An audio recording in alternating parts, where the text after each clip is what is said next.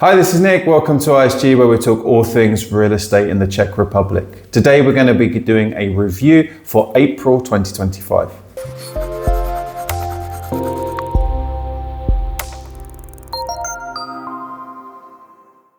Property prices in Prague grew just 0.1% in the month of April. That's a slowdown from what we've seen recently, and it has, of course, been never-ending, the price rises. So it's interesting to see what will happen next. Is this a little pause before things go up, or is this maybe the start of prices coming down a bit? I think all will be clear in the next couple of months. Across the country, prices on average rose by 0.45%, which is still quite good. And the biggest winner was Zlín, where prices rose 4.9%. Now, Zlín's an interesting one because back in 2023, it was a real big winner. Prices moved up very quickly there. And then in 2024, prices fell right back down again. And now in 2025, we're seeing prices go above those 2023 levels once again. So it's probably an interesting place for investors right now.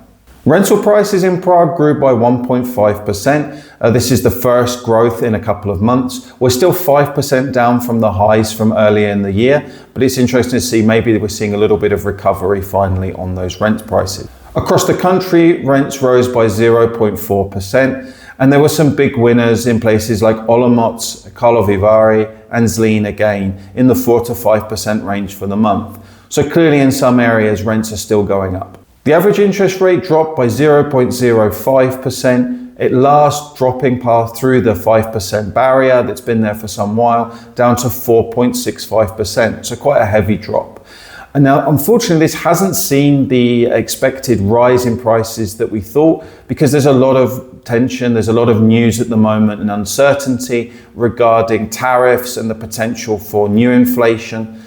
Again, and that would of course have some effect on the market. That effect could be positive or negative, but I think at the moment people are just waiting out to see what's going to happen.